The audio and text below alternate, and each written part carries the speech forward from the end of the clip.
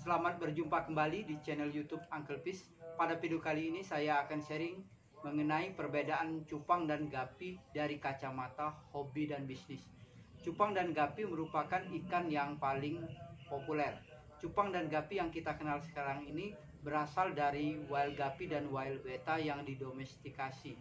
Domestikasi ialah pemeliharaan yang dilakukan manusia yang berlangsung lama sehingga merubah dari genetik aslinya karena peningkatan mutu dan seleksi. Gapi merupakan hewan opopipipar atau berkembang biak dengan bertelur dan beranak. Dan gapi juga merupakan ikan live bearer. Live bearer adalah jenis ikan yang menyimpan telurnya di dalam tubuh dan melahirkan anak yang sempurna atau sudah dapat berenang saat dilahirkan. Sedangkan cupang, ikan yang berkembang biak dengan bertelur, lebih tepatnya bubble nest brooder, atau meletakkan telur pada buih-buih gelembung udara. Pada proses ritual perkawinan, jantan membuat sarang sebelum melakukan perkawinan. Karena burayak gapi langsung dapat berenang setelah dilahirkan, maka tingkat persentase keberhasilan dalam proses breeding gapi cukup tinggi. Di atas 90%, anak yang hidup sampai dewasa itu hal yang biasa. Sedangkan cupang, telur yang baru menetas, belum menghasilkan burayak yang sempurna, tidak dapat langsung berenang, sehingga persentase keberhasilan breeding rendah. Untuk mendapatkan persentase keberhasilan di atas 75%, setiap breeding itu sulit, walaupun dilakukan oleh breeder yang berpengalaman.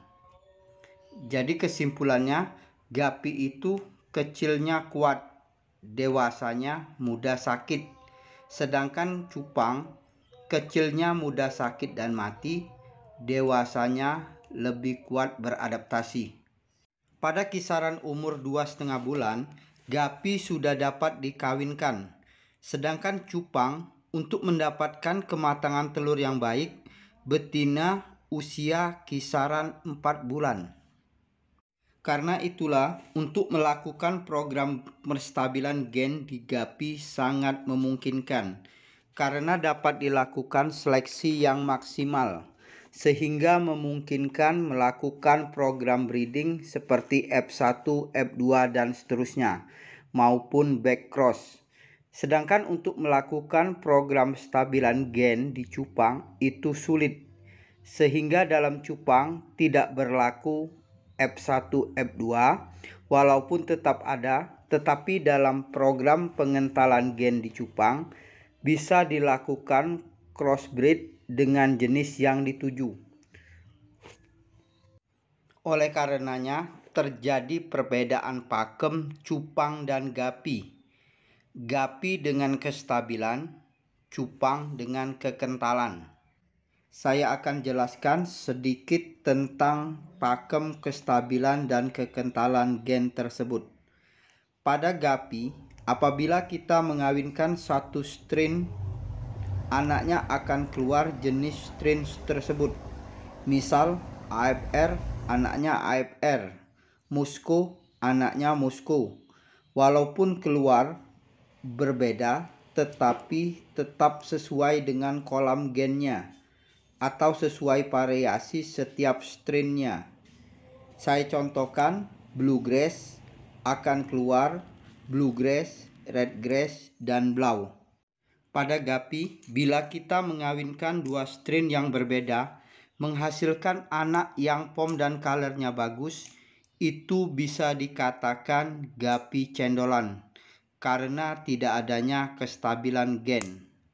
Sedangkan pada cupang, bila kita mengawinkan cupang yang berbeda dan menghasilkan anak yang pom dan colornya bagus, itu bisa disebut ikan kualitas, karena pakem cupang itu kekentalan gen.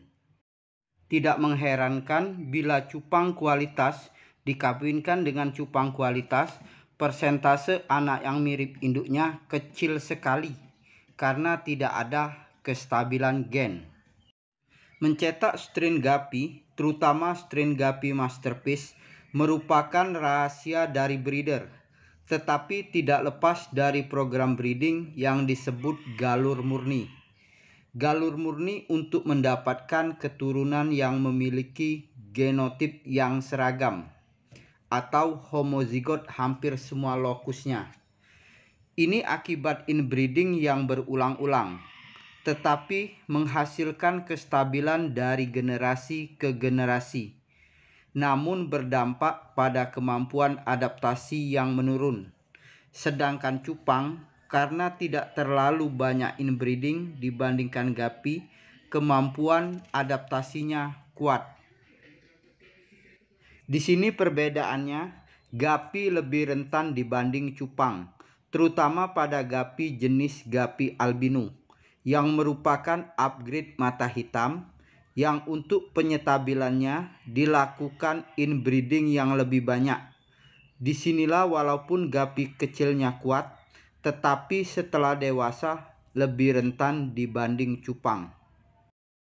Karena kestabilan, Guppy biasa dijual per pasang, sedangkan cupang biasa dijual hanya jantannya saja atau set female. Karena kestabilan, pada Guppy tidak mengenal istilah giant. Karena kekentalan cupang bisa dihybrid dengan wild beta untuk mendapatkan ukuran yang besar dan bisa dengan mudah dikentalkan gennya. Itulah di cupang dikenal reguler dan giant.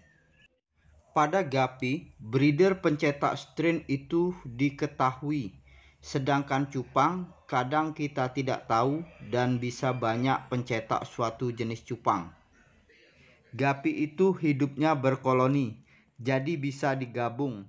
Tetapi kalau dicampurkan jantan dan betina, dia akan kawin dan beranak. Apabila dicampurkan jenis yang berbeda, anak yang dihasilkan genetiknya tidak stabil atau jadi cendolan. Sedangkan cupang itu ikan teritorial, jadi tidak bisa digabung, terutama jantannya. Bisa digabung ketika masih kecil atau masih dalam lubukan. Cupang asalnya ikan endemi Asia Tenggara. Nama Indonesia sangat dikenal di dunia. Dalam bisnis cupang, kita biasa mengekspor cupang kualitas kontes, cupang buat hobis, dan cupang partai. Sedangkan pada Guppy, orang-orang Eropa lebih dulu mencetak Guppy. Tetapi iklim Indonesia sangat cocok dengan Guppy. Banyak pembudidaya Guppy di Indonesia. Indonesia biasa mengekspor Guppy untuk keperluan hobi, seperti yang rare dan unik, semisal Swaro Ribbon, Half Moon, Dumbu Air, dan lain-lain. Atau Guppy hasil karya program breeding seorang breeder, karena orang-orang Eropa sangat menghargai hasil karya dari program breeding yang benar. Bisa juga mengekspor Guppy partai. Demikianlah sharing dari saya. Semoga bermanfaat dan terima kasih.